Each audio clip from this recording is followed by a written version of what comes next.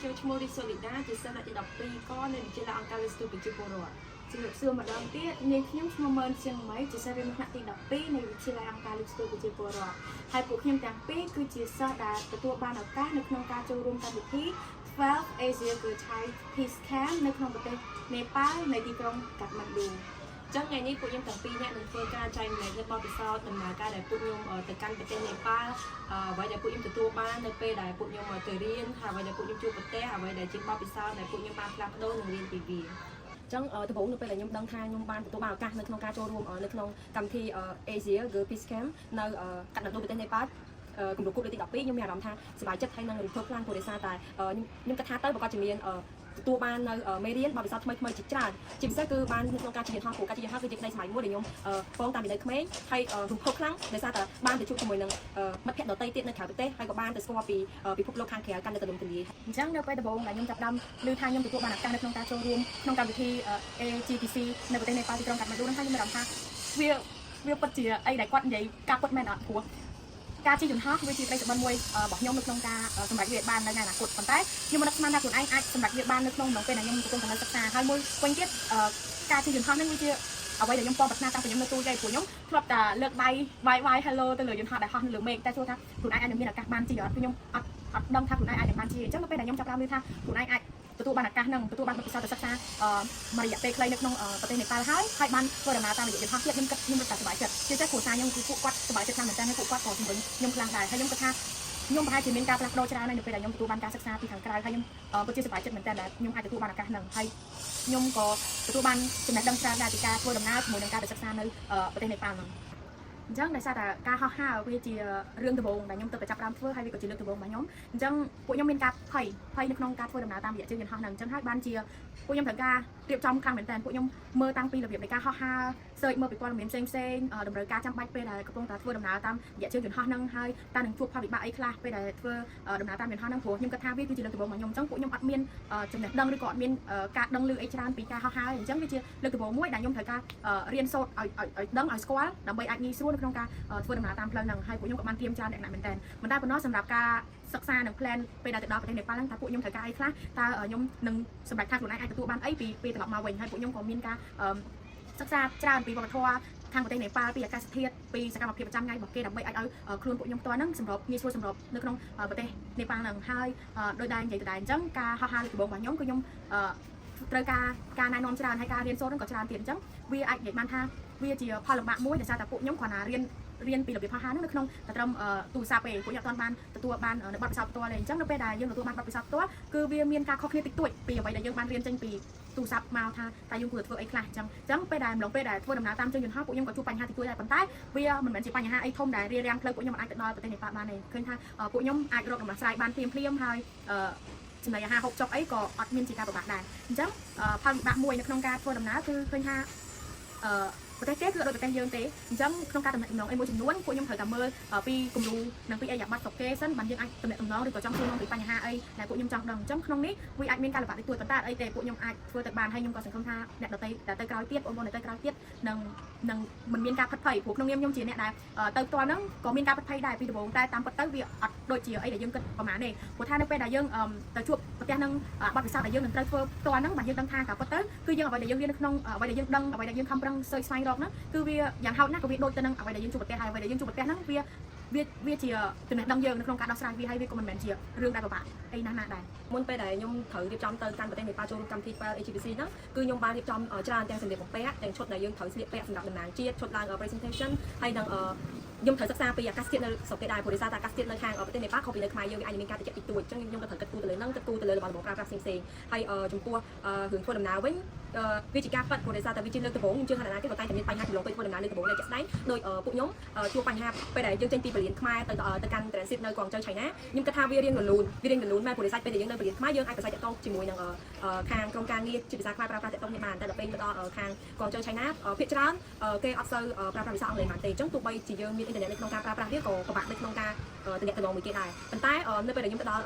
transit នៅកងជើឆៃណាដើម្បីបន្តទៅកាត់មណ្ឌលនេប៉ាល់ហ្នឹងបញ្ហាដែលពិបាកហ្នឹងគឺតាក់ទងជាមួយនឹងសេ សេវាឬក៏ internet wifi ហ្នឹងគេមាន wifi យើងប្រើប៉ុន្តែអាចថាមកពីយើងអត់សិនដឹងច្បាស់ពីការប្រើប្រាស់ទីយើងមកប្រើឬក៏មិនដឹងប៉ុន្តែគាត់ដឹងថាយើងត្រូវតែសិក្សាស៊ីជម្រៅបន្តិចជាពិសេសនៅនៅឆៃណាហ្នឹងពេលដែលខ្ញុំមុនទៅនេះខ្ញុំគិតថាខ្ញុំអាចយល់ដឹងបានរៀងច្រើនដែរប៉ុន្តែដល់ពេលដែលយើងជួបប៉ិតវាខុសពីអីដែលយើង search មើលនឹងវាខុសគ្នាអញ្ចឹងវាពិបាកខ្ញុំត្រូវចាំ transit ដើម្បីទៅតហ្នឹងរយៈពេលប្រហែលជា4ទៅ5ម៉ោងអញ្ចឹងនៅក្នុងចន្លោះពេល4 5ម៉ោងហ្នឹងពួកខ្ញុំគឺអត់អាចមានអ៊ីនធឺណិតនៅក្នុងការប្រស័យតាក់ទងជាមួយនឹងនរណាគេម្នាក់បានទេហើយក៏អត់អាចមានលុយនៅក្នុងការចាយវាព្រោះដោយសារតែលុយមានតែប៉ុន្តែគាត់ថាលុយដែលខ្ញុំមាននោះគឺវាអត់ថ្មីគឺគេត្រូវការថ្មីដើម្បីយកទៅដូរអញ្ចឹងទៅក៏ពិបាកប៉ុន្តែដោយសារតែនៅពលានហ្នឹងគេមានលក្ខណៈជាទឹក free សម្រាប់ឲ្យភ្ញៀវទេសចរឬក៏ភ្ញៀវដែលគាត់រងចាំហ្នឹងអាចហូបបានអញ្ចឹងទៅក៏ពួកខ្ញុំហូបទឹកខៃដើរទៅវិញទៅមកមើលពីរបស់គេហើយក្នុងកំឡុងពេលហ្នឹងគឺពួកខ្ញុំជួបបញ្ហាមួយគឺពួកខ្ញុំអត់ដឹងថាពួកខ្ញុំអង្គុយកន្លែងរងចាំរបស់ពួកខ្ញុំដែលពួកខ្ញុំកំពុងរងចាំហ្នឹងគឺខ្ញុំចាំខុស gate ទេព្រោះពេលហ្នឹងពួកខ្ញុំនៅខាង gate នៅខាងបកក្រដាស់ដែលគេឲ្យយើងហ្នឹងគឺគេអត់មានបញ្ជាក់ថា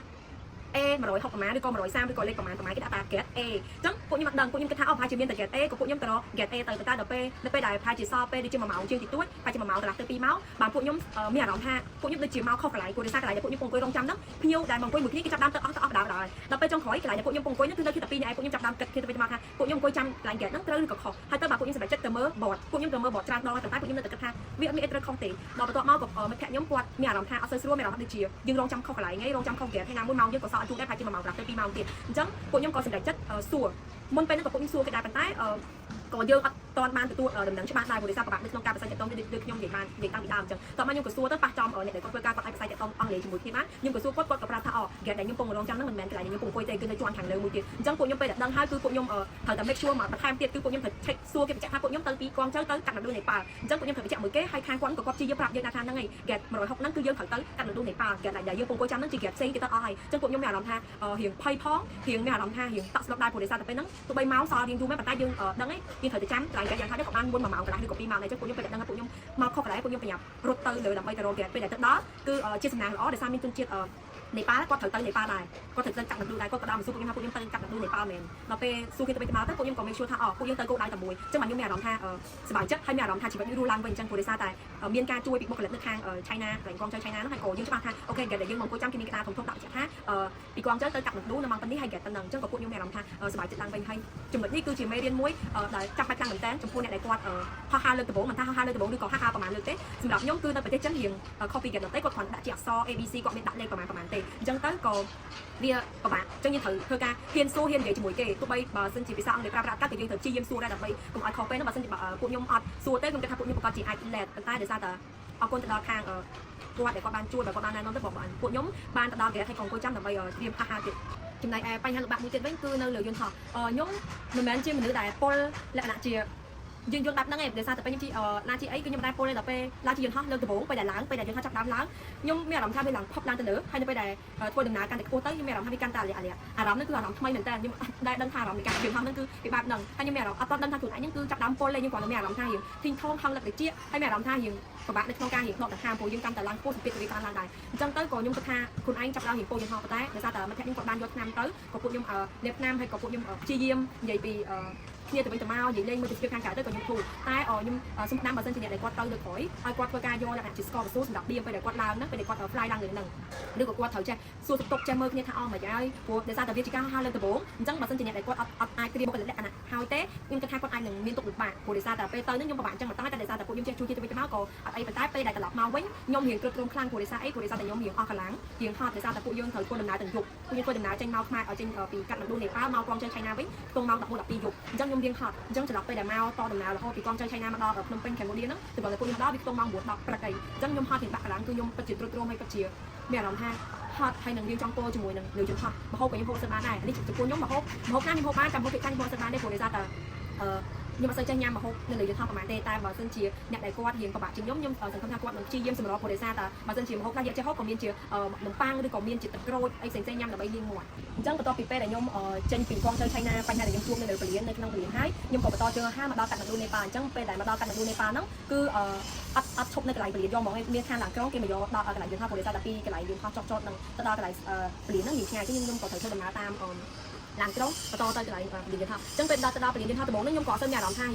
ាភ័យខ្លាចប្រហែលដែរព្រោះដោយសារតែមុននឹងទៅគឺខ្ញុំបានទៅមើលច្បាស់តាក់ទងជាមួយនឹងពលាន341នៅកាត់នឌូនេប៉ាល់មានទីជាប់អត់ទៅធំខ្លាំងទេផាក់ផាយខ្មែរយើងដែរប៉ុន្តែគ្រាន់តែថាការប្រស័យតាក់ទងគ្នាក៏វារៀងពិបាកទីទៅតែប៉ុន្តែនៅក្នុងប្រជាជនទៀតព្យាយាមស្រស់ស្រួលជាមួយនឹងជាទេសចរព្យាយាមនិយាយគ្នាទៅវិញទៅមកអញ្ចឹងពេលទៅដល់អ្វីដែលពួកខ្ញុំត្រូវធ្វើដំបូងគេគឺពួកខ្ញុំត្រូវទៅធ្វើការបង់ថ្លៃវីសាដែលពួកខ្ញុំត្រូវទៅ ស្នាក់ឬក៏ទៅចូលរួមកម្មវិធីនៅក្នុង Peace Camp រយៈពេលមួយអាទិត្យហ្នឹងអញ្ចឹងនៅក្នុងការទៅទិញ visa ហ្នឹងមុនដំបូងខ្ញុំចូលខុស line ខ្ញុំចូលខុសជួរខ្ញុំឃើញគេដែលចូលមកមួយគ្នាគឺគេចូលទៅជួរខ្សែ line ដែលតម្រង់ជួរ like ភ្ញៀវអន្តរជាតិទេសចរដូចគ្នាប៉ុន្តែដល់ពេលខ្ញុំចូលទៅខុសក៏ខាងបុគ្គលិកគេគាត់បានឃើញគាត់ក៏សួរពួកខ្ញុំក៏ប្រាប់គាត់ទៅថាពួកខ្ញុំមកពីកម្ពុជាហើយពួកខ្ញុំត្រូវការទិញ visa ព្រោះដោយសារពួកខ្ញុំមកចូលរួមកម្មវិធី Peace Camp នៅកាត់មណ្ឌលប្រទេសនេប៉ាល់រយៈពេលមួយអាទិត្យទៅគាត់ក៏ចូលបង្ហាញថាត្រូវតម្រង់ជួរនៅខាងហ្នឹងឯងត្រូវតម្រង់ជួរទៅខាងនោះវិញចំពោះភ្ញៀវចេញចុះចឹងទៅពួកខ្ញុំក៏ទៅតម្រង់ជួរនៅខាងនោះចឹងបន្ទាប់ពីពួកខ្ញុំតម្រង់ជួរបង់លុយថ្លៃ visa ឲ្យអស់ហើយពួកខ្ញុំត្រូវតែយកกระดาษ visa ដែលពួកខ្ញុំបានហ្នឹងទៅតម្រង់ជួរនៅជួរផ្សេងទៀតដើម្បីឲ្យគេ check មើលហើយគេធ្វើការ scan មកបានពួកខ្ញុំអាចចេញទៅបានអញ្ចឹងនៅពេលដែលពួកខ្ញុំរួចជាស្រេចនៅក្នុងការmake sure ថា visa ពួកខ្ញុំមានហើយពួកខ្ញុំមានกระดาษនេះត្រឹមត្រូវអស់ហើយពួកខ្ញុំចាប់ដើមទៅទិញ SIM អញ្ចឹងមុនពេលដែលបានតួ SIM គឺខ្ញុំត្រូវតែដូរលុយ exchange money ពួកខ្ញុំត្រូវដូរលុយ$2ទៅរូពីរបស់នេប៉ាល់អញ្ចឹងពេលដែលពួកខ្ញុំទៅដូរលុយហ្នឹងក៏វាពិបាកដែរព្រោះដោយសារតែខ្ញុំអត់ដែរស្គាល់លុយរូពីរបស់នេប៉ាល់ទេតែក៏ពួកខ្ញុំចាប់ដើមសួរគ្នាទៅវិញទៅមកសួរគេទៅគេក៏ប្រាប់ទៅក៏ពួកខ្ញុំអាចដូរលុយដោយរលូនពេលដែលយើងទទួលបានការដូរលុយហើយខ្ញុំក៏បានយកលុយទៅទិញ SIM ដើម្បីមានអ៊ីនធឺណិតប្រើប្រាស់អញ្ចឹងនៅក្នុងកំឡុងពេលហ្នឹងគឺវារៀងពិបាកដែរព្រោះដោយសារតែ SIM នៃការចាក់នេះដូចតែគ្នាទេប៉ុន្តែគាត់ថាជនជាតិនេប៉ាល់គាត់ប្រើប្រាស់ភាសាលក្ខណៈថារៀងបែបបណ្ដោនជាសុខគាត់អញ្ចឹងក៏រៀងពិបាកដែរប៉ុន្តែក៏មានជនមកទេដែលគាត់មកទិញ SIM មួយគ្នាគាត់ប្រាប់ដែរថាយើងមកពីប្រទេសណាហើយយើងត្រូវការទិញអីគេប្រាប់គាត់មកចាំគាត់ជួយនិយាយឲ្យចាំគាត់ជួយប្រាប់អញ្ចឹងពួកគាត់ចិត្តល្អពួកគាត់ជួយពួកខ្ញុំថាដាក់ SIM នឹងចេះឥឡូវយើងនៅមួយថ្ងៃយើងគួរប្រើ SIM នេះទៅវា700រូពីឬក៏800រូពីអញ្ចឹងទៅអញ្ចឹងបន្ទាប់ពីពេលដែលពួកខ្ញុំទទួលបាន SIM ទៅដូរលុយហើយអស់ហើយគឺពួកខ្ញុំចាប់ដើមរៀបចំចេញមកខាងក្រៅដើម្បីចុះមកខាងក្រោមដើម្បីដោយសារតែខាង sister ខាងកម្មវិធីគាត់ចូលមកទទួលពួកខ្ញុំអញ្ចឹងនៅក្នុងការដែលពួកខ្ញុំទទួលបាន visa ការដែលពួកខ្ញុំអាចដូរលុយការដែលពួកខ្ញុំអាចទិញបាន SIM ហ្នឹងក្នុងកំឡុងពេលហ្នឹងបើស្ដាប់មើលទៅវាដូចជារលូនប៉ុន្តែពិតប្រាកដវាពិតជារលូនមែនប៉ុន្តែក្នុងកំឡុងនៃការរលូនហ្នឹងក៏ពួកខ្ញុំទទួលបានមេរៀនរបស់វិសោធន៍ច្រើនដែរព្រោះដោយសារទី1គឺយើងត្រូវតែមើលឲ្យច្រើនជាងការពិតមានន័យថាពេលខ្លះយើងឃើញគេចង់មកមួយយើងគិតថាគេជាភ្ញៀវអន្តរជាតិយើងដែរតែយើងដឹងថាគេមកសម្រាប់ហ្នឹងរយៈពេល2ថ្ងៃមួយអាទិត្យមួយខែឬក៏ប្រហែលខែអញ្ចឹងយើងអត់ត្រូវថាឃើញគេចង់មកមួយយើងគេតម្រង់ជួរខាងនេះយើងត្រូវទៅតាមគេយើងត្រូវតែមើលថាយើងគួរតែទៅណាយើងត្រូវតែឈប់គិតសិនថាកណ្ដាស់យើងគួរធ្វើអីគេមុនគេហើយអ្វីដែលចាំបាច់ដែលខ្ញុំ recommend គឺយើងត្រូវតែសួរទៅកន្លែងបុគ្គលិកគេហ្នឹងបើមិនយើងឃើញបុគ្គលិកណាម្នាក់ដែលគាត់ឈរដើរទៅមកយើងការគឺគាត់នៅជាអ្នកដែលគាត់មើលទៅលើទូទៅនៅកន្លែងហ្នឹងអញ្ចឹងយើងត្រូវសួរគាត់យើងត្រូវព្យាយាមសួរបើមិនជាភាសាដែលយើងប្រើប្រាស់ទៅហ្នឹងវាពិបាកគឺយើង body language មានតែភាសាកាយវិការឬក៏យើងឲ្យ passport ឬក៏កណ្ដាស់ដែលយើងមានតើឲ្យគេទៅគេនឹងយល់ថាយើ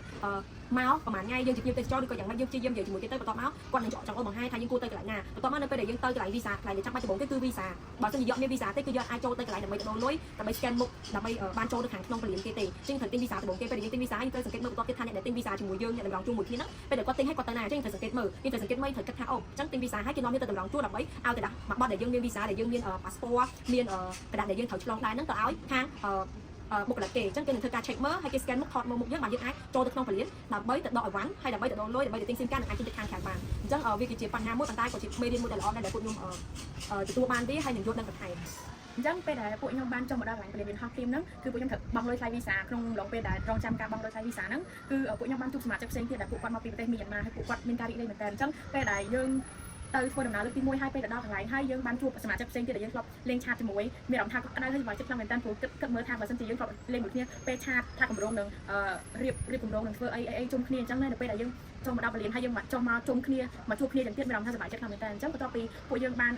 នធ្វើការងារផ្សេងៗនៅក្នុងពលានរួចចប់សពគ្រប់ពួកខ្ញុំក៏ដើរចេញមកពីពលានដើម្បីមកជួប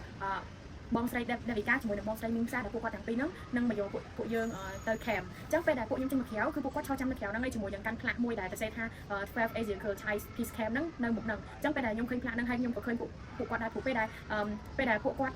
មកយកពួកខ្ញុំហ្នឹងពួកគាត់បានឆាតប្រាប់តាំងពីដើមហើយថាមុខពួកគាត់មិនហើយពួកគាត់ធ្វើអីគេខ្លះនៅពេលដែលពួកគាត់មកយកពួកខ្ញុំអញ្ចឹងពេលដែលខ្ញុំឃើញកណ្ដាស់ហើយតាមគម្រោងដែលគាត់ប្រាប់ហើយគឺខ្ញុំដើរសម្ដៅទៅរកគាត់ហើយពេលហ្នឹងគឺសប្បាយចិត្តខ្លាំងមែនតើព្រោះវាគឺមកដល់គោលដៅយើងហើយយើងជួបមនុស្សដែលយើងអាចមានអារម្មណ៍ថាទុកចិត្តបានជាងមុនហើយយើងមកដល់មានអារម្មណ៍ថាវាមកដល់គោលដៅមកដំណាក់កាលហើយអញ្ចឹងពេលដែលខ្ញុំជួបគាត់ក៏ហៅតាក់ស៊ីសម្រាប់ដឹកពួកខ្ញុំទាំងពីរនាក់ហ្នឹងជាមួយនឹង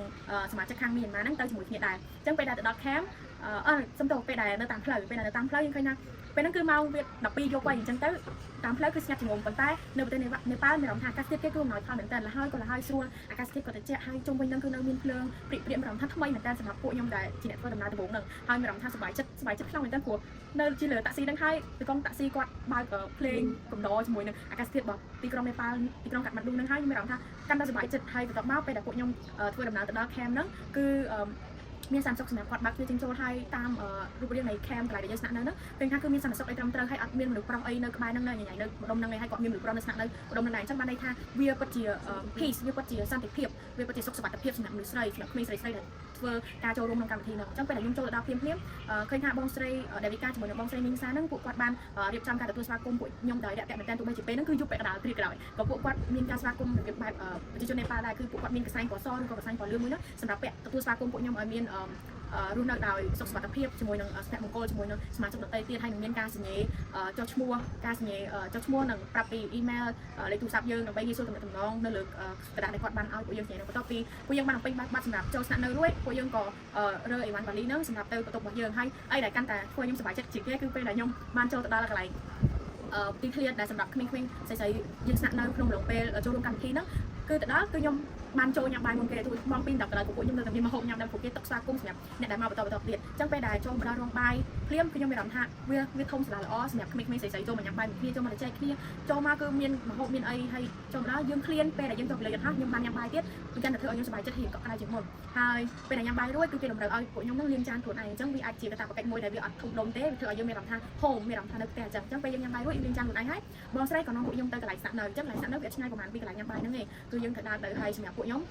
រឿងសប្បាយចិត្តខ្លាំងជាងគេគឺពួកខ្ញុំបានស្នាក់នៅបន្ទប់មួយសម្រាប់ប្រជាជនកម្ពុជាខ្លួនឯងសមាជិកកម្ពុជាខ្លួនឯងពេលដែលទៅដល់គឺពួកខ្ញុំ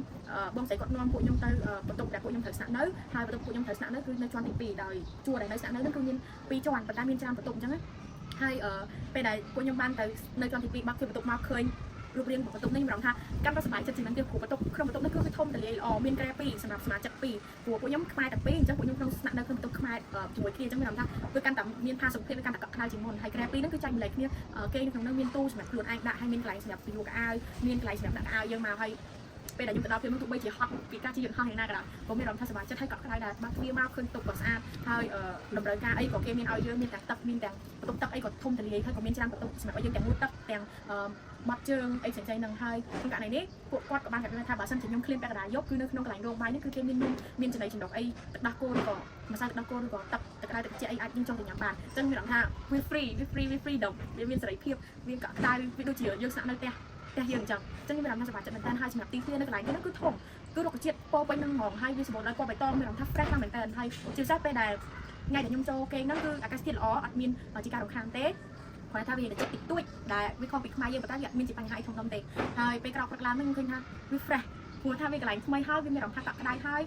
យយើងមកជួបកន្លែងដែលនៅជុំវិញរួមនៅយើងហ្នឹងគឺពណ៌បៃតងអញ្ចឹងទៅមានអារម្មណ៍ថាវា fresh ឡើងហើយសប្បាយចិត្តរកអីព្រៀបទៅមិនបានទេតែមកយើងក៏ចាប់ផ្ដើម session យើងបន្តទៀតជាមួយនឹងការបរិភោគអាហារជាមួយនឹងសកម្មភាពជាមួយនឹងសមាជិកមកពីប្រទេសដទៃផ្សេងទៀតអញ្ចឹងនៅពេលដែលពួកយើងទៅដល់ពេលយប់ហ្នឹងក៏ពួកយើងញ៉ាំបាយអស់ហើយពួកយើងក៏ចូលទៅសម្រាប់គេអញ្ចឹងនៅពេលដែលផឹកឡើងពួកខ្ញុំត្រូវងើបតាំងពីម៉ោង 6 ទៅ 6 កន្លះដើម្បីរៀបចំខ្លួនមួយទឹកហើយរៀបចំស្លៀកពាក់ឲ្យស្អាតបាតដើម្បីទៅញ៉ាំបាយព្រោះដោយសារពួកខ្ញុំត្រូវញ៉ាំបាយក្នុងម៉ោង 7:20 ទៅ 7 កន្លះពេលដែលញ៉ាំបាយហើយរយៈពេលប្រហែលជា 20 ទៅកន្លះម៉ោងពួកខ្ញុំត្រូវតែទៅកន្លែង camp កន្លែង dorm ដែលត្រូវរៀនពី session ជាមួយអញ្ចឹងនៅក្នុងកន្លែងដែលរៀនហ្នឹងពីមួយថ្ងៃទៅមួយថ្ងៃយ៉ាងពេលកាលពេលដែលពួកខ្ញុំរៀនហ្នឹងគឺមេរៀនដែលរៀនគឺខុសៗគ្នាទាំងអស់ដល់ថ្ងៃដំបូងថ្ងៃទី 2 ថ្ងៃទី 3គឺគេរៀនលក្ខណៈជ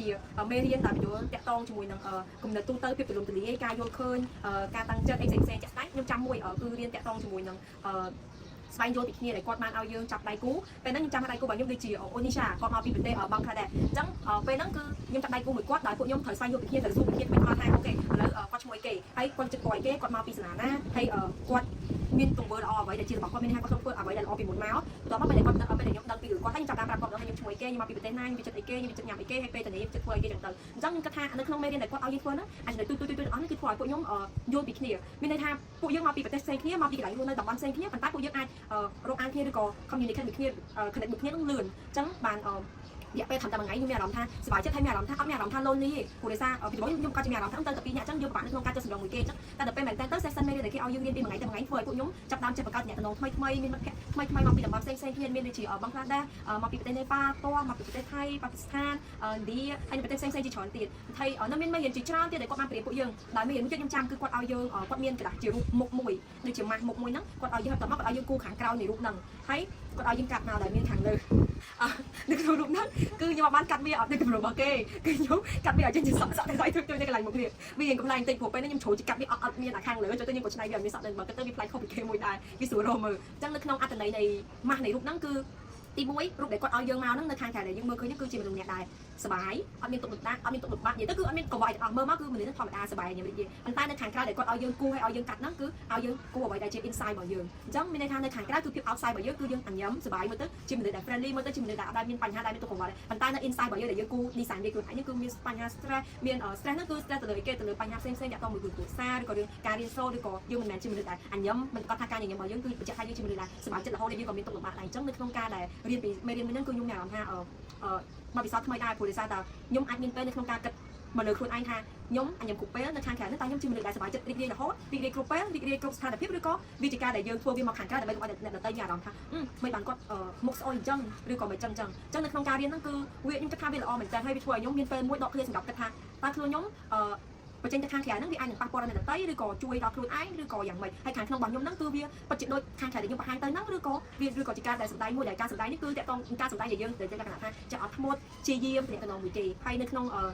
season ដែលពួកខ្ញុំរៀនរយៈពេល5ថ្ងៃហ្នឹងគឺខាង Sister Helena គាត់បានធ្វើការមានការបែងចែកក្រុមតាំងពីក្បាលដំបូងដោយគេមានក្រុម entertainment management ក្រុម feedback ក្រុម cleaning ហើយនៅក្រុម report មួយទៀតអញ្ចឹងក្នុងក្រុមទាំង5ដែលគាត់បានដាក់ឲ្យយើងនៅលើក្តារខៀនហ្នឹងគឺពួកខ្ញុំចាប់ដើមចាប់ក្រុមអញ្ចឹងខ្ញុំនឹងមិត្តភក្តិខ្ញុំមួយទៀតមកពីកម្ពុជាដូចគ្នាគឺពួកខ្ញុំបែងចែកគ្នាដោយខ្ញុំចូលទៅក្រុមមួយទៀតដែលមានសមាជិកដូចជាពេលខ្លះអត់ទាឧទាហរណ៍ថាថ្ងៃទី2ខ្ញុំប៉ះចង់ក្រុម management អញ្ចឹងក្រុម management ហ្នឹងគឺពួកខ្ញុំប៉ះជាមួយនឹងសមាជិកប្រទេសដទៃទៀតដូចជាមានកម្ពុជាថៃស្រីលង្កាឬក៏ប៉ាគីស្ថាននិងនេប៉ាល់ទៅអញ្ចឹងក្នុងក្រុមសមាជិកក្រុមពួកខ្ញុំតែ4 5នាក់ឬក៏6នាក់ហ្នឹងគឺពួកខ្ញុំប៉ះចំពួកថាពួកខ្ញុំថ្ងៃហ្នឹងគឺពួកខ្ញុំប៉ះចំ management group គឺជា group ដែលត្រ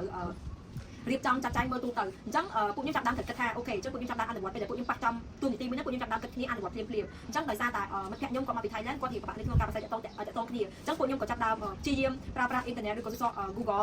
Google Translate ដើម្បីលាក់ក្នុងគាត់ព្យាយាមបញ្យល់គាត់ថាអូខេពួកយើងធ្វើថ្ងៃនេះពួកយើងធ្វើអញ្ចឹងពួកយើងត្រូវធ្វើគេអញ្ចឹងនៅក្នុង management group ហ្នឹងពួកខ្ញុំត្រូវរៀបចំចាត់ចែងទូទៅមើលទូទៅហ្មងអញ្ចឹងដល់ពេលដែលថ្ងៃស្អែកឡើងបន្ទាប់គឺផឹកឡើងពេលដែលពួកយើងហូបបាយហើយពួកខ្ញុំនៃក្រុមហ្នឹងគឺឡើងតំណាងម្នាក់អញ្ចឹងខ្ញុំធ្លាប់បានឡើងតំណាងដើម្បីនិយាយពីសកម្មភាពរបស់ពួកយើងថាកាលពីម្សិលមិញពេលដែលពួកយើងប៉ះជា management group ហ្នឹងពួកយើងបានធ្វើសកម្មភាពអីគេខ្លះហើយពួកយើងបានធ្វើអីគេពួកយើងឃើញអីគេអញ្ចឹងពួកយើងត្រូវកត់ទុកត្រូវឡើងនិយាយត្រូវចេះប្រាប់គ្នាហើយក្នុងកំឡុងពេលហ្នឹងក៏មានក្រុមផ្សេងៗដែរដែលគាត់បានប៉ះជាក្រុម cleaning ឬក៏ report ឬក៏ feedback អញ្ចឹងគាត់ត្រូវឡើងចូលមកបង្ហាញពេលដែលពួកយើងហូបបាយហើយពេលព្រឹកស្អែកឡើងហ្នឹងគាត់ត្រូវនិយាយពីការងារទូនីតិហើយគាត់ត្រូវមានទំនួលខុសត្រូវទៅលើការងាររបស់គាត់អីគេខ្លះហើយគាត់បានធ្វើអីគេទៅលើការងារហ្នឹងអញ្ចឹងក្នុងរយៈពេល5ថ្ងៃដែលខ្ញុំបានទៅហ្នឹងគឺក្រុមរបស់ខ្ញុំក៏មានការផ្លាស់ប្ដូរសមាជិកហើយក៏ពេលខ្លះផ្លាស់ប្ដូរពេលខ្លះក៏ដដែលហើយចំពោះទូនីតិការងារលក្ខណៈជា management ឬក៏ feedback group ឬក៏ cleaning ឬក៏ anything ហ្នឹងគឺខ្ញុំតែងតែផ្លាស់ប្ដូរជាមួយការងារទាំងអស់ហ្នឹងហើយការងារទាំងអស់ហ្នឹងគឺវាជាការងារមួយដែលល្អដែលគាត់បានដាក់វាឲ្យពួកខ្ញុំធ្វើគឺពួកខ្ញុំចាប់ដើមចេះបែងចែកចេះមើលចេះលក្ខណៈថាមានទំនួលខុសត្រូវនៅកន្លែងដែលពួកយើងរៀនកន្លែងដែលពួកយើងរស់នៅកន្លែងដែលពួកយើងហូបចុកយើងត្រូវតែចេះមើលគ្នាថាអូខេដល់មកហូបបាយចឹងគ្នាយើងសមាជិកទាំង19នាក់ហ្នឹងពួកគាត់មកជុំគ្នានៅអូខេយើងត្រូវមើលបរិស្ថានជុំវិញខ្លួននឹងថាស្អាតនៅអត់មានការបរិសម្រាមឬក៏បាយចាក់បាយដែលហូបហើយគឺត្រូវប្រកាសថាត្រូវតែលាងឲ្យស្អាតចឹងមុនចូលគេពួកយើងត្រូវតែមើលគ្នាថាគ្នាយើងទាំងអស់គឺត្រូវតែនៅកន្លែងហ្នឹងអត់មានអាទេបាត់អត់មានបាត់សមាជិកណាម្នាក់ទេហើយចំពោះ feedback ឬក៏ report group ហ្នឹងគឺខ្ញុំធ្លាប់ប៉ះចំក្រុមមួយហ្នឹងដែរចឹងក្រុមហ្នឹងគឺយើងត្រូវធ្វើការចាក់តនិយាយ report ឡើងវិញនៅរបាយការណ៍ដែលយើងបានរៀនពីថ្ងៃហ្នឹងហើយយើងរៀនបានអីគេខ្លះចឹងយើងទទួលបានអីគេចំពោះ group feedback group គឺគាត់ថានិយាយឲ្យវាយតម្លៃទៅលើមេរៀនឬក៏ session ដែលយើងបានរៀនដល់ហើយនៅក្នុងកំឡុងពេលរៀនហ្នឹងក៏មានការអញ្ជើញពីលោកគ្រូអ្នកគ្រូដែលគាត់ជាជនជាតិនេប៉ាល់ឬក៏ជនជាតិបរទេសផ្សេងទៀតដែលគាត់មករៀនពួកខ្ញុំពីមេរៀនជាច្រើនមែនតើហើយក៏គាត់បានមានពេលឲ្យពួកខ្ញុំទៅទស្សនកិច្ចនៅខាងកន្លែងដែលព្រះពុទ្ធទ្រង់ប្រសូតដំបូងគឺខ្ញុំសប្បាយចិត្តមែនតើអត់នឹកស្មានថាខ្លួនឯងអាចទៅដល់កន្លែងដែលល្បីល្បាញមួយព្រោះរិះសានេះគាត់ផ្សេងពីកន្លែងនេះពីមុនមកពេលដែលខ្ញុំទៅនេប៉ាល់គឺកន្លែងនេះល្បីហើយមានមនុស្សច្រើនមែនតើតែជាក់ស្ដែងនៅពេលដែលខ្ញុំទៅគឺពិតជាមនុស្សច្រើនកកគុញមែនតើខ្ញុំអត់នឹកស្មានថាកន្លែងទេសចរគេគឺមនុស្សវាថាច្រើនហើយកន្លែងគេអស់ចាស់មែនតើវាខុសពីនៅក្នុង report ខ្ញុំមានអារម្មណ៍ថាវាស្អាតដល់ពេលទៅគាត់គឺវាស្អាតជាងនៅក្នុង report គេវាធំខ្លាំងមែនតើហើយមនុស្សគឺខ្ញុំដឹងថាមនុស្សមកពីណាមិនថាភ្ញៀវជាតិឬអន្តរជាតិនៅនេប៉ាល់ឬក៏ភ្ញៀវដទៃគឺមកច្រើនមែនតើហើយខ្ញុំគិតសំទោសនៃការគ្រប់គ្រងអបិយជំនឿដែលគេជឿគឺគេពិតជាជឿខ្លាំងទៅលើសាសនាព្រះពុទ្ធហើយមានមនុស្សជាច្រើនដែលគាត់ទៅទស្សនកិច្ចទៅមើលតំបន់ទេសចរផ្សេងៗនៅប្រទេសនេប៉ាល់ហើយខ្ញុំក៏មានអារម្មណ៍ថារំភើបឯក៏សប្បាយចិត្តដែរនៅក្នុងនោះក៏មានមិត្តភក្តិខ្ញុំគាត់ឈ្មោះអល់គូស៊ីគាត់មកពីនេប៉ាល់គាត់ជានេប៉ាលីដែលគាត់បាននិយាយប្រាប់ខ្ញុំច្រើនមែនតើតាក់ទងជាមួយតំបន់ទេសចរនិយាយពីដើមកំណើតហើយគូស៊ីគឺគាត់ល្អមែនតើគាត់តែងតែជួយខ្ញុំនៅពេលដែលខ្ញុំអត់យល់ពីអ្វីមួយអញ្ចឹងទៅគាត់តែងតែប្រាប់ថាកន្លែងនេះមានអត្ថន័យចេះកន្លែងនេះគេធ្លាប់កសាងចេះដើម្បីចេះផ្សេងៗគាត់តែងតែជួយគាត់តែងតែណែនាំទៅលើសមាជិកផ្សេងៗហើយបន្ទាប់ពីប្រហែលថ្ងៃក្រោយមកទៀតដូចជាខ្ញុំអត់ចាំថាថ្ងៃទី3ឬថ្ងៃទី4នេះគឺពួកយើងត្រូវបច្ចុប្បន្នតែ19នាក់ហ្នឹងត្រូវធ្វើការចេញទៅខាងក្រៅដើម្បីឡើងជញ្ជាំងឬក៏ក្លាមពណ៌ហ្នឹងអញ្ចឹងខ្ញុំគ្រាន់តែលើកឡើងជញ្ជាំងដំបូងគឺខ្ញុំមានអារម្មណ៍ថាសប្បាយចិត្តបន្តិចរំភើបបន្តិចភ័យបន្តិចព្រោះដោយសារខ្ញុំធ្លាប់ search ពី climb wall ហ្នឹងគឺខ្ញុំដឹងថាវាខ្ពស់ប៉ុន្តែខ្ញុំដឹងថាវាកម្ពស់ប្រហែលនេះប៉ុន្តែមុនទ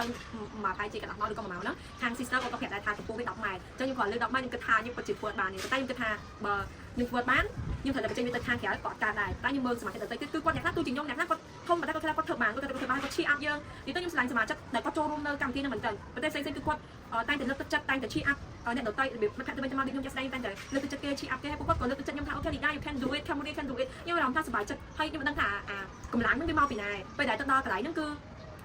nhung thời làng tại bây giờ lại làng cứ miền pi cái lại kiên hàng đam muối nên chỉ là hình cái đá tại cái đá về cùng lúc bây giờ nhung làng miền cái làng hàng đam đài chứ nhung còn lại cái đá bây giờ nhung làng cái đá nó nhưng mà đang ham vi thì các bạn đang trên hàng đam tệ nhung còn làng tại buổi sáng tới nó so cái lại mùi bây giờ nhung làng nó cứ nhung làng toàn đo mà cái tới làng tầm 30 rồi bây giờ nhung sẽ làm một hàng cáo cứ chơi nhung nhung khăn mình tay nhung phơi khăn mình tay nhungใส่ผักทันปวดมาnhungปวดตาnhungกับซิสเตอร์nhungกับสมาชิกของตายคันด้วยnhungปวดมาcùng nhungคลายอุ้งคลั่งเหมือนแต่ประตูเมาส์ก็เดี๋ยวสัตว์ก็เคยทำยงกับบ้านล้างนะยงกับจงกับวันให้ยงกับเรียนสมรวร้อมติ๊กเตอร์ก็ปอดแผลทางออกอะไรเดี๋ยวยงปงล้างนึกวิดีกับบ้านล้างที่กูได้ทราบแต่อะไรขโมยเดี๋ยวยงล้างชวนนึกวิดีตุ่มๆให้ยงอาตาล้างปีมนยงชี้ยงมือกินอะไรมันตั้งยังไม่ทำท่า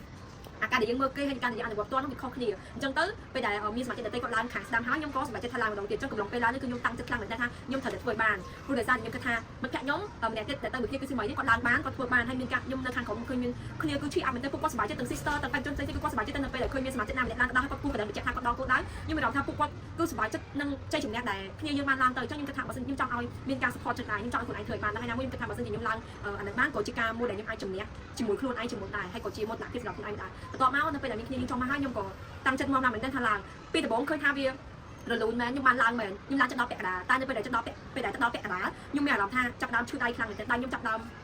miên ca chui chặt thì hay chơi bọn nhưng mẹ làm hay chặt đam nhưng mà police bên nó nhưng thử sự lặng mơ từ lại chọn tập cho nên bây giờ sự lặng mơ từ hàng cáo lại chọn nó cái đương mơ lặng mơ hàng khổng chẳng cho nhưng khi can thì cô tơ nhưng mà làm tập thời mà dương nơi hàng nơi như sự lặng mơ hàng cáo hơn cô ta bây giờ cô nhân hàng cáo có mơ tới cái tháp bên phân nó to cùi ta để saoแต่mình mất pet con lực chất can sister có xảy ra hay you can do it now fight thì chân tới nhưng mà làm tha sự lại chứ nhưng cái tháp bây giờ nhưng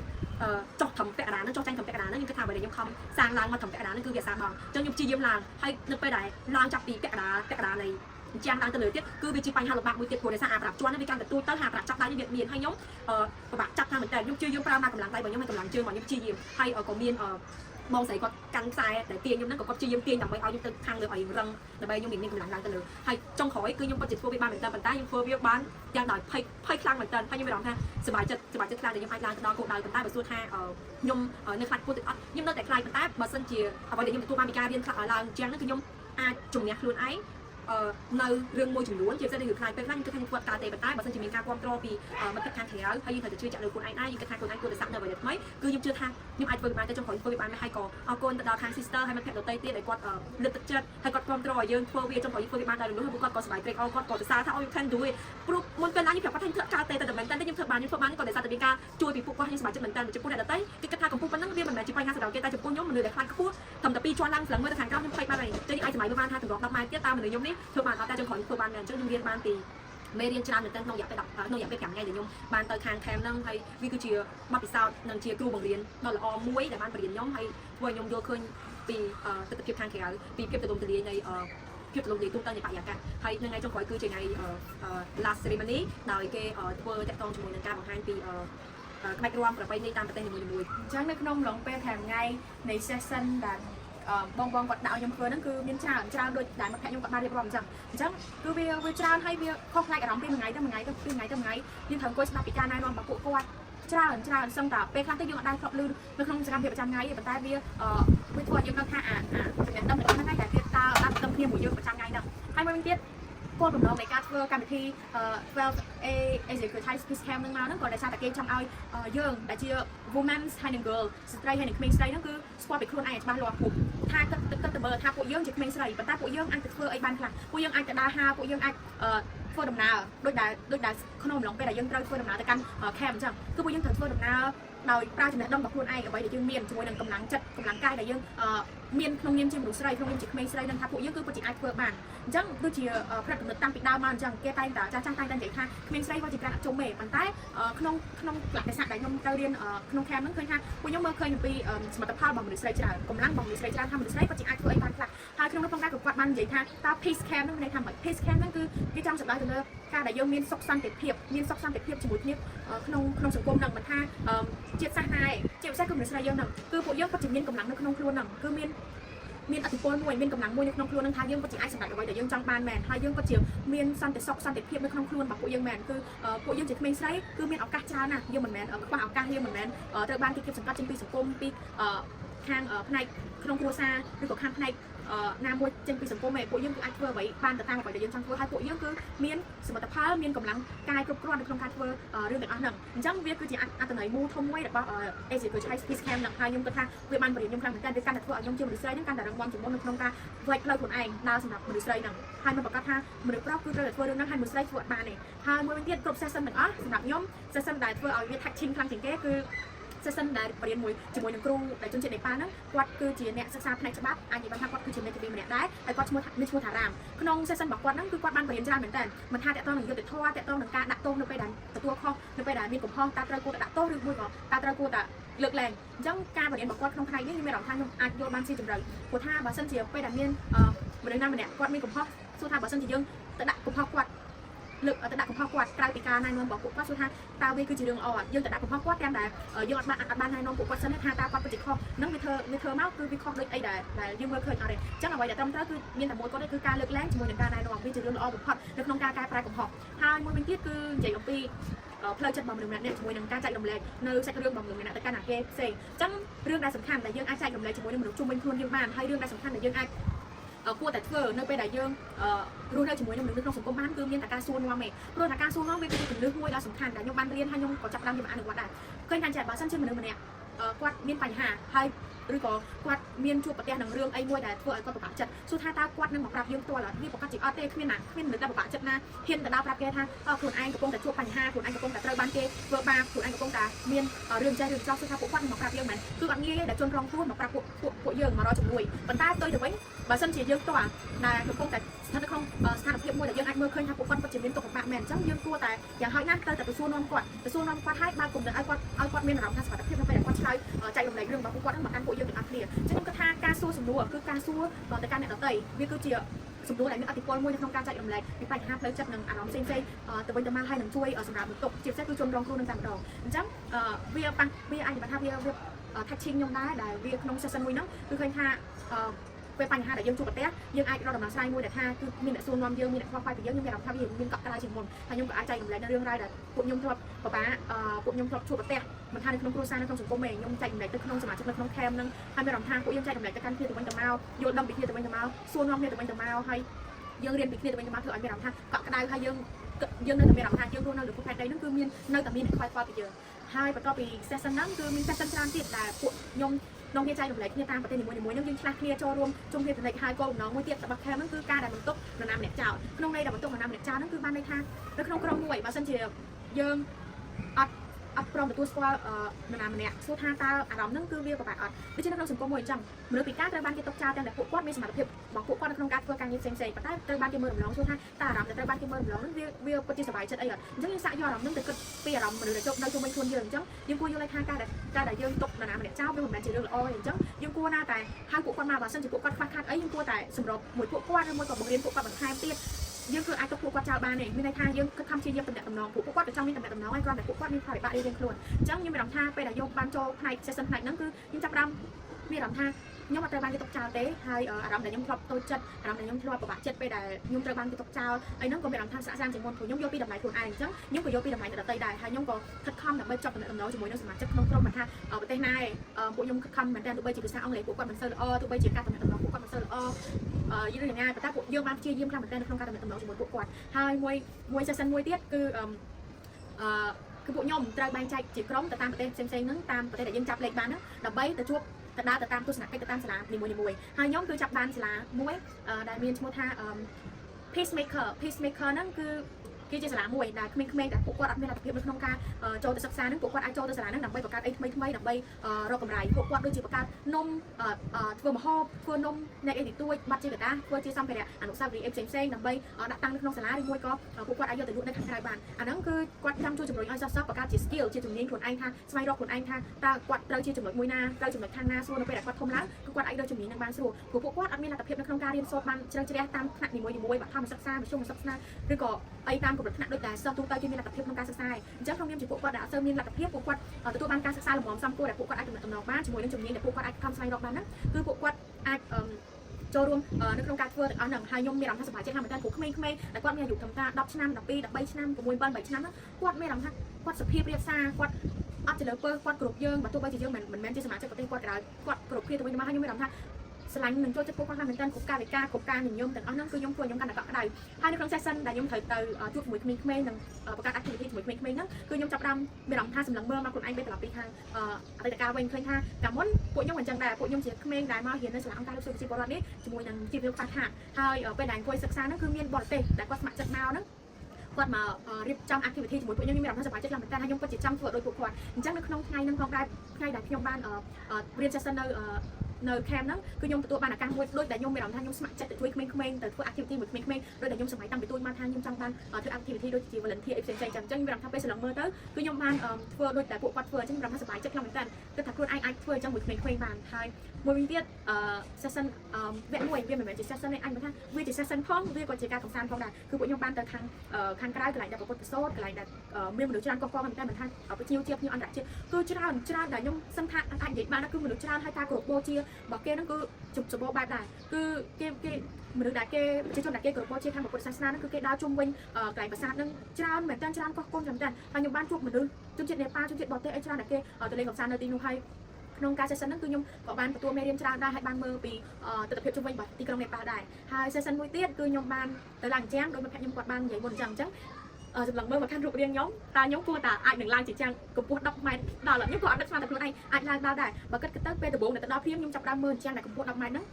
ងវាខ្ពស់ហើយវាដូចអីដែលយើងគិតទេយើងមើលឃើញគេថាពេលដែលគេឡើងវិញទៅវាមានអារម្មណ៍ថាគេឡើងទៅគេពុកឡើងស្រួលតែតែពិតទៅវាអត់ស្រួលអីគិតទេពេលដែលយើងបានទៅជួបប្រទេសលើជាងនឹងខ្ពស់ដុំដែលនៅលើជាងហ្នឹងគឺវាមិនមែនធំដូចដែលយើងមើលឃើញទេគឺវាកលាក់ទូចដែលយើងត្រូវចាប់តោងឡើងអញ្ចឹងវាបង្ហាញពីការដែលយើងត្រូវចេះអត់ធ្ម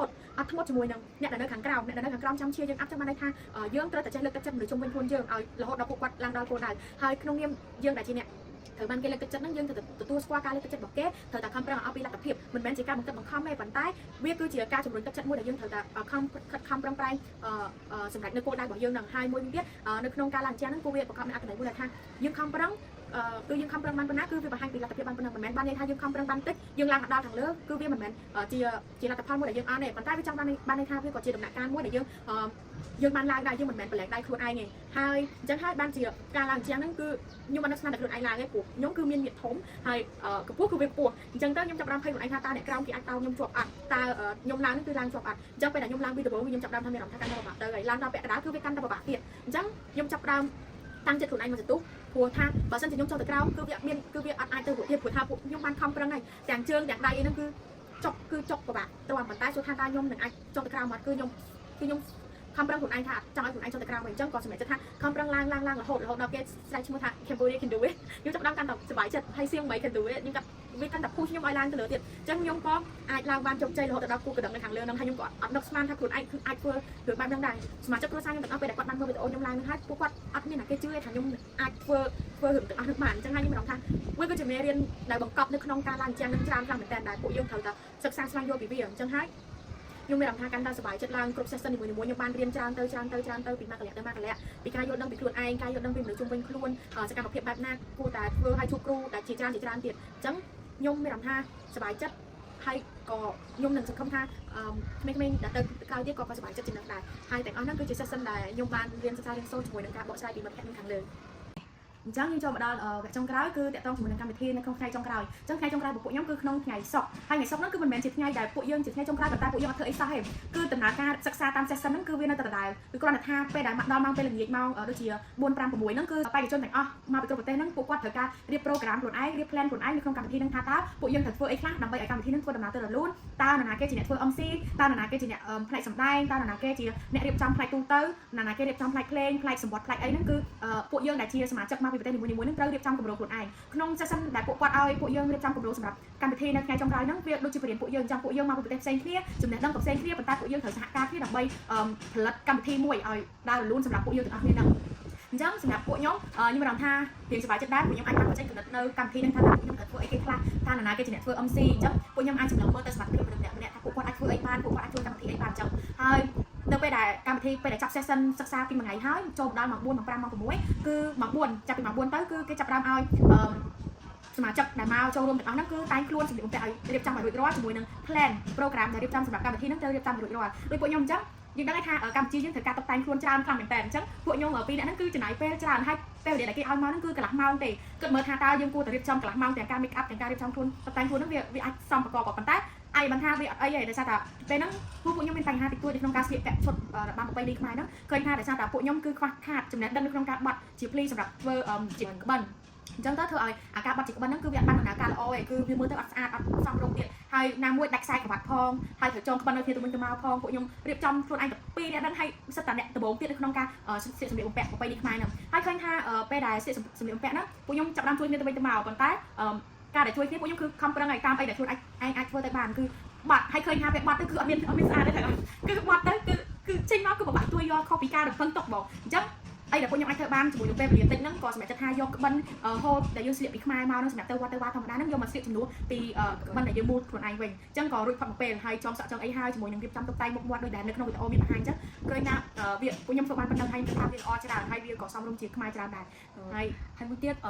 អាបញ្ហាដែលពួកយើងស្លៀកពាក់នេះវាជាបញ្ហាមួយហើយអ្វីដែលជាបញ្ហាមួយទៀតវាអត់ធំដុំទេប៉ុន្តែគាត់ថាវាក៏អាចចាត់ទុកជាបញ្ហាដែលពួកយើងជួបដែរវាអត់គួរតែឲ្យពួកយើងនឹងព្យាយាមស្វែងយល់កាន់តែច្បាស់ចំពោះការស្លៀកពាក់ដោយសារតែពួកយើងមានរយៈពេលតិចនៅក្នុងការរៀននៃការស្លៀកពាក់ហើយនឹងអ្វីដែលសំខាន់នោះគឺរបស់បទដែលពួកយើងបានពំនាំទៅបង្ហាញនៅខាងក្រៅនោះគឺបទនារីជាជួរអញ្ចឹងនៅក្នុងបទមួយនេះគឺខ្ញុំពីទាំងពីរនាក់មានពេលហាត់រយៈពេលតែ2ថ្ងៃគត់អញ្ចឹងខ្ញុំសូមអធិស្ឋានមែនតើបើសិនបើពួកខ្ញុំរួមទៅឬក៏មានកាយវិការខុសឆ្គងកន្លែងណាសូមអធិស្ឋានព្រោះដោយសារតែពួកខ្ញុំមានពេលតិចហើយក្បាច់រួមមួយសម្រាប់បំពាក់ពីរហើយខ្ញុំព្យាយាមខាងមែនតើកំឡុងពេលដែលខ្ញុំរួមហ្នឹងគឺខ្ញុំបានជាប់ស្ពឹកជើងមួយជើងពេលដែលរួមចប់នេះគឺខ្ញុំឈឺជើងខ្លាំងមែនតើហើយបន្ទាប់ពីមុនថ្ងៃដែលត្រូវ last ceremony ហ្នឹងគឺពួកខ្ញុំត្រូវឡើងជាងអញ្ចឹងពួកខ្ញុំទាំងពីរនាក់ទាំងអស់គ្នា19នាក់សមាជិកផ្សេងៗទៀតហ្នឹងគឺហត់ទាំងអស់គ្នាឈឺដៃឈឺជើងគ្រប់គ្នាប៉ុន្តែចំពោះខ្មែរយើងគឺមានក្បាច់នៃការកាច់ពុតលុបដំច្រើនអញ្ចឹងពួកខ្ញុំព្យាយាមអស់ពីសមត្ថភាពអស់ពីអ្វីដែលពួកខ្ញុំអាចធ្វើបានគឺខ្ញុំព្យាយាមខំខ្លាំងអញ្ចឹងទៅក៏សង្ឃឹមថាវារលូនហើយអ្នកទាំងអស់គ្នាអាចទទួលយកបាននៅអ្វីដែលពួកខ្ញុំបានខិតខំហើយមួយវិញទៀតក្នុងការរាប់របាំខ្មែរហ្នឹងវាជាលើកទី1របស់ខ្ញុំព្រោះខ្ញុំធ្លាប់តែមានបំណងប្រាថ្នាចង់រាប់របាំខ្មែរយ៉ាងហោចណាស់ក៏បានម្ដងដែរហើយលើកហ្នឹងក៏ក្តីប្រាថ្នាក៏សម្រេចបានមែនខ្ញុំអត់ធ្វើទុនខ្លួនប្រហែលទេជាមួយនឹងរបាំខ្មែរអញ្ចឹងពេលដែលខ្ញុំរាប់របាំខ្មែរមានអារម្មណ៍ថាសប្បាយចិត្តដែរព្រោះយ៉ាងហោចណាស់ក៏យើងមានម្ដងដែលយើងធ្លាប់រាប់របាំខ្មែរឲ្យភ្ញៀវបរទេសមិត្តសមាជិកក្រុមផ្សេងៗទៀតដែលមកពីប្រទេសដទៃហ្នឹងបានឃើញពីក្បាច់រាំរបស់ខ្មែរយើងអញ្ចឹងហើយខ្ញុំមានអារម្មណ៍ថាសប្បាយចិត្តរំភើបជាមួយគ្នាដែរព្រោះយើងក៏បានបង្ហាញឈុតយើងក៏បានបង្ហាញពីក្បាច់រាំប្រពៃណីយើងក៏បានបង្ហាញពីអីយ៉ាងបាត់របស់ពួកយើងពីតាក់ទងជាមួយនឹងកម្ពុជាទៅកាន់អ្នកបរទេសទាំងអស់ហ្នឹងដែរហើយក្នុងកម្មវិធីហ្នឹងដែរឃើញថាដូចដែលបងខ្ញុំក៏បាននិយាយអញ្ចឹងគឺពួកយើងបានខំប្រឹងមែនព្រោះមានឧបសគ្គមានលទ្ធិស័ក្តិច្រើនមែនតើដែលបង្ហាញពួកយើងទាំងពេលវេលាទាំងសម្លៀកបំពាក់ទាំងសកម្មភាពដែលយើងបានធ្វើមុនទៅធ្វើឲ្យពួកយើងបាក់ខ្លាំងហ្នឹងប៉ុន្តែវាមិនមែនជាបញ្ហាអីពួកយើងតែសប្បាយរីករាយជាមួយនឹងអីដែលពួកយើងបានមានបទពិសោធន៍នៅក្នុងពេលក្នុងកម្មវិធីហ្នឹងហើយចំពោះខ្ញុំមួយទៀតគឺខ្ញុំសប្បាយចិត្តនៅពេលដែលពួកខ្ញុំអាចថាកម្ពុជាឈ្មោះរៀងក្រោយគេដែរមុននឹងសមាជិកនីមួយៗឡើងរួមតាមប្រទេសហ្នឹងគឺគេមានហៅសមាជិកទាំង19នាក់ធ្វើការរួមបទមកជនជាតិនេប៉ាល់ដែលរួមគ្នាអញ្ចឹងនៅពេលដែលរួមចប់ហើយបានចាប់ដើមប្រទេសនីមួយៗចាប់ដើមរួមជាគូរបស់គ្នាគាត់អញ្ចឹងកម្ពុជាជានៅក្រោយគេអញ្ចឹងពួកខ្ញុំរៀងមានពិបាកតិចព្រោះដោយសារពួកខ្ញុំត្រូវចងជាមួយនឹងគេហៅខ្សែក្បាច់អញ្ចឹងពួកខ្ញុំរត់តឹងណាស់មែនតើដើម្បីឲ្យឃើញរៀងទៅស្អាតពេលដែលយើងរត់ទៅគឺវាទន់ភ្លន់អញ្ចឹងពួកខ្ញុំត្រូវអង្គុយចាំយូរអញ្ចឹងវាខ្ញុំសង្ឃឹមថាអាការដែលទាំងអស់នេះជាការដែលពួកខ្ញុំព្យាយាមអត់ធ្មត់អញ្ចឹងទៅអាចនឹងចេញបានលទ្ធផលល្អប៉ុណ្ណាសង្ឃឹមថាអ្នកទាំងអស់គ្នានឹងទទួលយកហើយនឹងអត់អោនហើយមួយវិញទៀតខ្ញុំពិតជាសប្បាយចិត្តមែនតើនៅពេលដែលពួកខ្ញុំចាប់ដើមទៅឈរដើម្បីត្រៀមរាំគឺមានមិត្តភ័ក្តិសមាជិកទាំង19នាក់ហ្នឹងហើយនឹងមានសមាជិកដទៃទៀតនឹងមានភ្ញៀវកិត្តិយសទាំងជាតិនិងអន្តរជាតិគាត់ចូលរួមគាត់ស្រែកហូហើយគាត់ស្រែកហៅ Cambodia ខ្ញុំមានអារម្មណ៍ថាសមាជិកហើយមានអារម្មណ៍ថារំភើបហើយមានមោទនភាពនៃការជាកូនខ្មែរហើយយើងអាចបង្ហាញអ្វីដែលជាក្បាច់រាំអ្វីដែលជាខ្មែរទៅកាន់ឆាកអន្តរជាតិទូមួយនេះដើម្បីផ្សព្វផ្សាយឲ្យទៅលោកទលាហើយខ្ញុំសប្បាយចិត្តនៅពេលដែលខ្ញុំរាំចប់មានខាងបងស្រីម្នាក់ដែលគាត់ធ្លាប់ជាអតីតឯកជនដែលគាត់ធ្លាប់ចូលរួមកម្មវិធី AGBC ហ្នឹងតាំងពីដំបូងគឺគាត់មានកូនស្រី3នាក់តែពេលហ្នឹងខ្ញុំជួបគាត់ហើយគាត់បានចាប់អារម្មណ៍គាត់បានប្រសើរគាត់បានថាគោគាត់ថាបងស្រីនេះជាបងស្រីមួយដែលគាត់បានរួមពីក្បាច់ដែលកូនយកចិត្តតែកូនថាស្អាតដែលមានឈុត bling bling គាត់ថានឹង bling bling ហ្នឹងហើយគាត់ថាស្អាតគាត់ថា amazing ខ្ញុំមានអារម្មណ៍ថាសប្បាយចិត្តមែនតើនៅពេលដែលគេឃើញពីអ្វីដែលជារបស់ខ្មែរយើងគេបានឃើញពីអ្វីដែលយើងបង្ហាញទោះបីក្នុងកំឡុងពេលហ្នឹងខ្ញុំមានការខុសឆ្គងបន្តិចបន្តួចមែនប៉ុន្តែខ្ញុំពិតជាព្យាយាមអស់ពីសមត្ថភាពមែនអញ្ចឹងសរុបពីអីដែលពួកខ្ញុំបាននិយាយខាងលើមកអ្វីដែលធ្វើឲ្យពួកខ្ញុំចង់ចាំបំផុតគឺសឹមតែគ្រប់សកម្មភាពទាំងអស់ព្រោះវាបានថតជាប់នៅក្នុងកាមេរ៉ានិងថតជាប់នៅក្នុង memory របស់ពួកខ្ញុំសកម្មភាពរបស់ពួកខ្ញុំបានបញ្ចេញទៅជាមួយនឹងគ្រប់ session ទាំងអស់បាទពួកខ្ញុំបានសិក្សារៀនសូត្រជាមួយនឹងជួបគ្រូដែលល្អៗជួបកន្លែងដ៏កក់ក្ដៅជាមួយនឹងជួបប្រជាជននេប៉ាល់ដែលរស់រានរាក់ទាក់ហើយជួបនឹងមិត្តភ័ក្តិដែលមកពីប្រទេសជាច្រើនទៀតដែលពួកគាត់បង្ហាញពីភាពកក់ក្ដៅគ្នាទៅវិញទៅមកហើយមួយទៀតពី experience ដែលពួកខ្ញុំបានជួបប្រទេសបទពិសោធន៍ដែលពួកខ្ញុំបានធ្វើទាំងអស់គឺពិតជាបានបរៀនពួកខ្ញុំហើយពិតជាបានកែប្រែយ៉ាងហោចណាស់ក៏ជួយជំរុញពួកខ្ញុំនឹងផ្លូវចិត្តមួយដែលអាចឲ្យពួកខ្ញុំតស៊ូទៅធ្វើសកម្មភាពផ្សេងៗនៅក្នុងមុខទៀតដែរចំពោះខ្ញុំវិញក៏អត់ខុសពីមីម៉ាដែរដូចគ្នាខ្ញុំឆ្លាញ់នៅមេរៀនដែលខ្ញុំរៀនទទួលបានរយៈពេល5ថ្ងៃហ្នឹងហើយក៏អរគុណដល់ Sister Helena ឬក៏ខ្ញុំអាចហៅគាត់ថា teacher ដែលគាត់ចំណាយពេលវេលាដែលមានតម្លៃរបស់គាត់បរៀនហើយគាត់ព្យាយាមមែនតើនៅក្នុងការឲ្យប្រទេសនីមួយៗសមាជិកនីមួយៗហ្នឹងព្យាយាមយល់នៅអ្វីដែលគាត់និយាយយល់នៅមេរៀនដែលគាត់ចង់បានទោះបីជាគាត់រៀងតឹងរឹងបន្តិចមែនប៉ុន្តែខ្ញុំគិតថាការដែលគាត់តឹងរឹងហ្នឹងក៏អាចធ្វើឲ្យយើងព្យាយាមយកទឹកដាក់មួយគាត់ដែរហើយអ្វីដែលសំខាន់ហ្នឹងគឺមេរៀនដែលដាក់ឲ្យពួកខ្ញុំរៀននីមួយៗឬក៏ session ហ្នឹងគឺគាត់ដាក់ឲ្យត្រឹមតែរយៈពេល4ថ្ងៃឬក៏5ថ្ងៃប៉ុន្តែធ្វើឲ្យពួកខ្ញុំទាំងមកពីប្រទេសផ្សេងៗគ្នាមកពីតំបន់ផ្សេងៗគ្នាដែលស្គាល់គ្នាពីមុនមកហ្នឹងធ្វើឲ្យពួកខ្ញុំមានអារម្មណ៍ថា ដូចជាមិត្តភក្តិដែលធ្លាប់រាប់អានគ្នាតាំងពីយូរមកចឹងដូចជាបងប្អូនដូចជាគ្រួសារតែមួយចឹងខ្ញុំមានអារម្មណ៍ថាពិតជាសប្បាយចិត្តហើយពិតជាស្រឡាញ់ពួកគាត់នឹកស្មានតែពួកគាត់ចែករំលែកក្តីស្រឡាញ់របស់ពួកគាត់មកកាន់ពួកខ្ញុំហើយពួកខ្ញុំក៏ស្រឡាញ់រាប់អានពួកគាត់ដូចជាមិត្តភក្តិដូចជាបងប្អូនហើយខ្ញុំពិតជានឹកពួកគាត់ខ្លាំងមែនតើពេលដែលខ្ញុំត្រឡប់មកខ្មែរវិញគឺខ្ញុំមានអារម្មណ៍ថារៀងសែតតិចដែរព្រោះដោយសារតែខ្ញុំពិតជានឹកពួកគាត់ខ្ញុំអត់នឹកស្មានថារយៈពេលមួយអាទិត្យដែលពួកយើងត្រូវចំណាយពេលនៅខេមជាមួយគ្នាធ្វើអ្វីៗគ្រប់យ៉ាងជាមួយគ្នាទាំងសោតទាំងយំការងារក្រុមសហការពេលខ្លះក៏មានការប៉ះទង្គិចសម្ដីតិចតួចប៉ុន្តែពួកខ្ញុំចុងក្រោយក៏ពួកខ្ញុំអាចធ្វើវិញអត់រលូនហើយពួកខ្ញុំពិតជានឹកស្រឡាញ់ពួកគាត់ខ្លាំងហើយបើសិនជាមានឱកាសគឺពួកខ្ញុំពិតជាចង់ជួបជាមួយពួកគាត់ម្ដងទៀតហើយធ្វើសកម្មភាពបែបនេះជាមួយគ្នាម្ដងទៀតមូលហេតុដែលខ្ញុំមានឱកាសទទួលបានឱកាសនៅក្នុងការទៅកាន់ប្រទេសនេប៉ាល់នៅទីក្រុងកាត់ម៉ាឌូចូលរួមកម្មវិធី12 Asia Girl Peace Camp ហ្នឹងគឺក៏ដោយសារតែទី1គឺខ្ញុំមានចំណេះដឹងផ្នែកភាសាអង់គ្លេសដែលទទួលបានពីការរៀនរបស់លោកគ្រូអ្នកគ្រូតាំងពីដើមមកហ្នឹងហើយទី2ដោយសារតែខ្ញុំមានសមត្ថភាពនិងជំនាញអញ្ចឹងសមត្ថភាពជំនាញខ្ញុំទទួលបានហ្នឹងគឺដោយសារតែខ្ញុំតែងតែទទួលបានឱកាសនៅក្នុងការចូលរួមសកម្មភាពផ្សេងៗដែលសាលាផ្ដល់ឲ្យដូចខ្ញុំក៏ធ្លាប់ជាសមាជិកនៅក្នុងក្រុមប្រឹក្សាសិស្សអញ្ចឹងក្នុងការងារហ្នឹងខ្ញុំអាចដឹងពីដំណើរការនីមួយៗខ្ញុំអាចយល់ពីមនុស្សបានតិចតួចហើយខ្ញុំក៏អាចដឹងពីការងារហ្នឹងយើងត្រូវធ្វើមកយើងត្រូវចេះអធិស្ឋានយកគ្នាយើងត្រូវចេះផ្ដល់គ្នាទៅវិញទៅមកអញ្ចឹងតាមរយៈការងារតាមរយៈឱកាសទាំងអស់ហ្នឹងដែលខ្ញុំចាប់យកវាហើយខ្ញុំព្យាយាមរៀនសូត្រពីវាទាំងអស់ហ្នឹងហើយដែលខ្ញុំអាចគិតថាខាងសាលាគាត់មើលឃើញថាខ្ញុំប្រកបជាមានចំណុចទាំងអស់ហ្នឹងហើយបានគាត់គិតថាអូខេអញ្ចឹងគាត់ដាក់ម្នាក់ហ្នឹងទៅគឺម្នាក់ហ្នឹងអាចសម្របទៅតាមស្ថានភាពគ្រប់កលៈទេសៈម្នាក់ហ្នឹងគឺគាត់អាចសិស្សម្នាក់ហ្នឹងគឺគាត់អាចយល់ដឹងគាត់អាចសម្របខ្លួនគាត់អាចមើលថែខ្លួនឯងបានគាត់អាចរកភាពសុបាយរីករាយដល់ខ្លួនឯងបានគាត់មិនមែនជាមនុស្សដែលឯកាឬក៏ជាមនុស្សដែលអត់ចេះរកដំណោះស្រាយផ្សេងៗហើយណាមួយដោយសារតែខ្ញុំមានដៃគូល្អដែរហើយហ្នឹងហើយបាទពួកខ្ញុំធ្វើដំណើរទៅដោយរលូន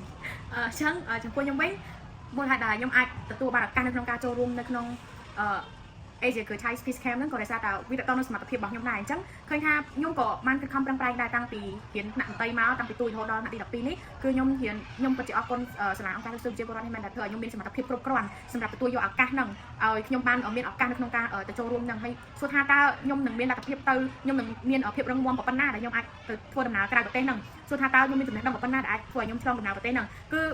ឺវាសុទ្ធតែបានមកពីការបន្តបណ្ដាពីសាលាអង្គការលើកស្ទួយប្រជាពលរដ្ឋហ្នឹងហើយតាំងពីសកម្មភាពទាំងឡាយទាំងការចូលរួមសកម្មភាពក្នុងសង្គមទាំងការចូលរួមក្នុងសកម្មភាពស្ម័គ្រចិត្តទាំងការចូលរួមក្នុងសកម្មភាពចែករំលែកបទពិសោធន៍អីនានាក្នុងសកម្មភាពធ្វើការងារដើម្បីជួយសាលាអីនេះសិតតែជាបទពិសោធន៍មួយដែលខ្ញុំបានទទួលពីសាលាហ្នឹងដែលធ្វើឲ្យខ្ញុំមានសមត្ថភាពគ្រប់គ្រាន់នៅក្នុងការជួយខ្លួនឯងជំរុញខ្លួនឯងនិងលើកទឹកចិត្តខ្លួនឯងឲ្យបានទៅចូលរួមក្នុងកម្មវិធីហ្នឹងហើយខ្ញុំក៏គិតដែរថាមិនមែនមនុស្សគ្រប់គ្នាគឺមិនមែនពុកតែយើងទាល់តែចេះភាសាអង់គ្លេសមានចេះមានចោះទើបយើងអាចទៅបានខ្ញុំគិតថាក៏ប៉ុន្តែវាស្ថិតនៅលើចំណេះដឹងមួយចំណេះដឹងហ្នឹងគឺចំណេះដឹងដែលយើងបានខិតខំប្រឹងប្រែងអត់បោះបង់អញ្ចឹងមិនបានន័យថាយើងបកកែលើសលុបខុសគេគឺយើងអាចទៅតែតាមពិតទៅគឺមិនមែនទេគឺគេចង់សម្ដៅទៅលើការខិតខំតស៊ូធ្វើការងាររបស់យើងមិនថាជាការងារនឹងលំបាកប៉ុណ្ណាមិនថាយើងធ្វើខុសច្រើនប៉ុណ្ណាមិនថាយើងធ្វើត្រូវតិចត្រូវច្រើនប៉ុណ្ណាប៉ុន្តែសំខាន់អ្វីដែលយើងអាចធ្វើទៅបានគឺយើងបង្ហាញពីសកម្មភាពរបស់យើងគឺយើងបង្ហាញអំពីឆន្ទៈរបស់យើងដែលយើងចង់ធ្វើវាឡើងមិនថាជួយសាលាមិនថាជួយខ្លួនឯងទេគឺមិនថាជួយអ្នកដទៃក្នុងសាលាគឺតែគាត់ទៅវាបណ្ដោះចេញឲ្យយើងថាយើងត្រូវតែបង្ហាញពីឆន្ទៈខ្លួនឯងថាខ្លួនឯងគឺមានឆន្ទៈទៅមុខទៀតខ្លួនឯងគឺមានសកម្មភាពរបស់ខ្លួនឯងត្រូវបង្ហាញជាមួយនឹងមនុស្សជុំវិញខ្លួនអាហ្នឹងគឺថាវាគឺជាឱកាសមួយដែលយើងត្រូវបន្តបណ្ដាខ្លួនឯងដែរប៉ុន្តែអត់មានអីដែលត្រូវអន់ចិត្តថាបើសិនជាខ្ញុំអត់មានសមត្ថភាពគ្រប់គ្រាន់នៅក្នុងការបន្តទៅទេប៉ុន្តែវាអត់ទេក៏ប៉ុន្តែវាបង្ហាញវាគឺពីការខិតខំប្រឹងប្រែងរបស់យើងគឺក្នុងការបញ្ចេញសកម្មភាពអីមួយគឺយើងត្រូវតែចេះលើកទឹកចិត្តខ្លួនឯងហ៊ានផ្ដល់ឱកាសខ្លួនឯងក្នុងការធ្វើសកម្មភាពអីមួយទាំងអស់ហ្នឹងហើយខ្ញុំអាចទទួលបានទៅទាំងអស់ហ្នឹងក៏ដោយសារថាខ្ញុំពីបានទទួលបានពីសាលាច្រើនតាំងពីទូចមកគឺខ្ញុំធ្លាប់ចូលជាមួយធ្លាប់រៀនជាមួយនឹងជនជាតិបរទេសគ្រូបរទេសធ្វើឲ្យខ្ញុំមានភាពសិក្សាជាមួយបរទេសច្រើនមានចេះហ៊ានតំណែងតំណងអញ្ចឹងវាជាបទពិសោធន៍មួយជាចំណេះដឹងមួយដែលតាក់ទងទៅធ្វើឲ្យខ្ញុំនឹងអាចជំរុញខ្លួនឯងបានក្នុងការធ្វើដំណើរទៅក្រៅប្រទេសអញ្ចឹងការតាក់ទងហ្នឹងក៏វាជួយខ្ញុំមួយដែរពីសាលាហ្នឹងហើយមួយទៀតគឺការសិក្សាភាសាបរទេសការសិក្សាភាសាបរទេសក៏វាងាយស្រួលសម្រាប់ខ្ញុំនៅក្នុងការតំណែងតំណងពេលដែលខ្ញុំធ្វើដំណើរនិងពេលដែលទៅដល់ខេមហ្នឹងដែរប៉ុន្តែបើសិនជាភាសាបរទេសយើងខ្សោយក៏វាមិនជាអីដែលជួយធ្វើឲ្យពិបាកផ្លូវចិត្តយើងឯងសំខាន់គឺយើងមានការតស៊ូព្រោះពេលទៅដល់នោះគឺគេមានបានរើសអើងយើងថាភាសាបរទេសយើងយ៉ាងនេះឬក៏យ៉ាងនោះឯងប៉ុន្តែខ្ញុំគិតថាខ្ញុំសប្បាយចិត្តដែលខ្ញុំអាចទទួលបានឱកាសក្នុងការចេះភាសាបរទេសមកល្មមអាចនឹងតំណងមួយគេបានដែលខ្ញុំបានសិក្សាពីសាលាអង្គការជួយប្រជាពលរដ្ឋហ្នឹងហើយមួយទៀតគឺការធ្វើសកម្មភាពជាស្ម័គ្រចិត្តអញ្ចឹងក្នុងសកម្មភាពស្ម័គ្រចិត្តទាំងអស់ហ្នឹងគឺបានជំរុញឲ្យខ្ញុំមានភាពក្លាហានជាងមុននៅក្នុងការដើរហើរនៅក្នុងការស្គាល់មនុស្សក្នុងការតំណែងតំណងមនុស្សពេលដែលខ្ញុំធ្វើការស្ម័គ្រចិត្តនៅសាលាអង្គការជួយប្រជាពលរដ្ឋហ្នឹងគឺខ្ញុំឃើញថាខ្ញុំស្គាល់ក្មេងៗច្រើនខ្ញុំដឹងថាតម្រូវការរបស់ក្មេងៗហ្នឹងគឺជាអីខ្ញុំអាចដឹងបានថាតើគាត់ត្រូវការអីតើខ្ញុំអាចជួយអីគាត់បានតើខ្ញុំត្រូវការអីដើម្បីបណ្ដុះបណ្ដាលខ្លួនឯងឲ្យយល់ពីអ្នកដទៃនិងឲ្យយល់ពីខ្លួនឯងអញ្ចឹងទៅវាធ្វើឲ្យខ្ញុំមានភាពងាយស្រួលខាងជាងមុននៅក្នុងការធ្វើដំណើរម្ល៉េះពេលធ្វើដំណើរចាប់ពីខ្មែររហូតដល់ប្រទេសនេប៉ាល់កាត់ម៉ាឌូហើយនឹងសកម្មភាពនៅក្នុងខេមហ្នឹងរហូតដល់ពីកាត់ម៉ាឌូត្រឡប់មកប្រទេសកម្ពុជាវិញហើយខ្ញុំអាចមកនិយាយបរិយាយទៅអ្នកទាំងអស់គ្នាហ្នឹងហើយហ្នឹងគឺជាសមត្ថភាពនិងចំណេះដឹងដែលពួកខ្ញុំបានមានដើម្បីត្រៀមខ្លួនខ្លួនឯងសម្រាប់ទៅហើយខ្ញុំក៏សង្ឃឹមថាក្មេងៗដទៃទៀតគាត់នឹងខិតខំបង្ហាញពីឆន្ទៈរបស់គាត់ពីអ្វីដែលគាត់ត្រូវការចង់បាននៅថ្ងៃអនាគតហើយបង្ហាញពីសកម្មភាពហើយនឹងការខិតខំប្រឹងប្រែងតស៊ូទោះបីជាយើងមិនមានសមត្ថភាពរៀនចេះរៀនបកកែអីយ៉ាងណាក៏ដោយប៉ុន្តែសកម្មភាពយើងដែលយើងមិនបោះបង់គឺជារឿងសំខាន់បំផុតដែលយើងត្រូវតែមានជាចុងក្រោយខ្ញុំសូមអរគុណទៅដល់អ្នកគ្រូដែលគាត់បានមើលឃើញពីសមត្ថភាពរបស់ខ្ញុំហើយនិងមិត្តភក្តិខ្ញុំដូចក៏ពួកខ្ញុំទាំងពីរនាក់ហ្នឹងមើលឃើញពីសមត្ថភាពចំណេះដឹងទេពកោសល្យភាពច្នៃប្រឌិតរបស់ពួកខ្ញុំដែលគាត់បាន ឃើញពីអ្វីដែលជាបងពួកខ្ញុំហើយអរគុណទៅដល់ម៉ាក់មានដែលជានាយកប្រតិបត្តិសាលាអង្គការលេខស្ទូប្រជាពលរដ្ឋដែលគាត់បានផ្ដល់ឱកាសដល់ធំធេងមួយនេះដើម្បីបើកទំព័រថ្មីសម្រាប់ពួកខ្ញុំហើយនិងខ្ញុំនៅក្នុងការទៅស្គាល់ពិភពលោកខាងក្រៅកាន់តែច្បាស់ទទួលបានមេរៀនចំណេះដឹងបទពិសោធន៍ថ្មីជាច្រើនហើយក្នុងនោះក៏អរគុណទៅដល់ខាង sister ដែលគាត់នៅខាង camp និង CEO ដែលគាត់បានបង្កើតនៅកម្មវិធី Asia Girl Peace Camp នេះឡើងដែលគាត់បានផ្ដល់ឱកាសនៅក្នុងការឲ្យមនុស្សស្រីបង្ហាញ power របស់មនុស្សស្រីបង្ហាញអ្វីដែលជាខ្លួនឯងយើងមិនត្រូវតែរស់នៅដោយសារតែពាក្យសម្ដីអ្នកដទៃឬក៏ដោយសារអ្វីជំនឿដែលគេនិយាយឬក៏ការប្រកាន់ទំនៀមទម្លាប់អីយើងត្រូវដឹងថាមនុស្សប្រុសអាចធ្វើបានយើងក៏អាចធ្វើបានតែពេលខ្លះក៏យើងមិនអាចយកប្រៀបធៀបជាមួយមនុស្សប្រុសគ្រប់រឿងថាមនុស្សប្រុសអាចធ្វើបានយើងត្រូវធ្វើបានរហូតដែរតែយើងត្រូវដឹងថាយើងជាមនុស្សស្រីយើងជាមេដាពិភពលោកយើងអាចធ្វើបាននៅអ្វីដែលជាខ្លួនយើងហើយយើងក៏មិនត្រូវរំពឹងគេទាំងស្រុងដែរហើយនៅក្នុងបទពិសោធន៍ដ៏ថ្មីទំព័រថ្មីនេះគឺខ្ញុំរៀនបានជាច្រើនមេរៀនច្រើនមែនតើហើយវាក៏ជួយដល់ខ្ញុំអាចផ្លាស់ប្ដូរខ្ញុំបានច្រើនហើយក៏បានជួបមិត្តភក្តិថ្មីហើយខ្ញុំពិតជានឹកមិត្តភក្តិថ្មីនឹកមិត្តភក្តិដែលមកពីប្រទេសផ្សេងៗខ្លះមែនតើខ្ញុំពិតជាស្រឡាញ់ហើយអរគុណដល់ពួកគាត់ Thank you so much for our all participants thank you Bangladesh Thailand Myanmar and India and another thank you it's like a dream I really excited that we make it together we laugh we cry we teamwork we hard work and thank you so much I love you ចឹងសម្រាប់ខ្ញុំគឺខ្ញុំដូចគាត់ដែរគឺខ្ញុំសូមថ្លែងអំណរគុណដល់លោកគ្រូអ្នកគ្រូទាំងអស់ជាមួយនឹងម្ចាស់សាលានាយិកាសាលានួនភីមានដែលពួកខ្ញុំតែងតែហៅគាត់ថាម៉ាក់មានព្រោះគាត់ក៏ដូចជាម៉ាក់ទី2របស់ខ្ញុំអញ្ចឹងឃើញថាឱកាសទាំងអស់ហ្នឹងគឺខ្ញុំទទួលបានក៏ដោយសារតែការមើលឃើញរបស់ពួកគាត់អញ្ចឹងខ្ញុំពិតជាសប្បាយចិត្តមែនតើដែលការខិតខំប្រឹងប្រែងរបស់ពួកខ្ញុំហ្នឹងគឺវាអត់អាសាបងគឺវាស្ថិតនៅក្រោមការសម្លឹងមើលឃើញរបស់គាត់ដែលខ្ញុំទាំងពីរហ្នឹងគឺអាចបញ្ចេញសកម្មភាពទៅហើយគឺខ្ញុំទទួលបាននៅឱកាសទាំងអស់ហ្នឹងមកវិញហើយដូចដែលនិយាយម្ដងហើយម្ដងទៀតអញ្ចឹងវាគឺជាលើកដំបូងរបស់ខ្ញុំនៅក្នុងការសម្រេចគោលដៅមួយក្នុងការជិះ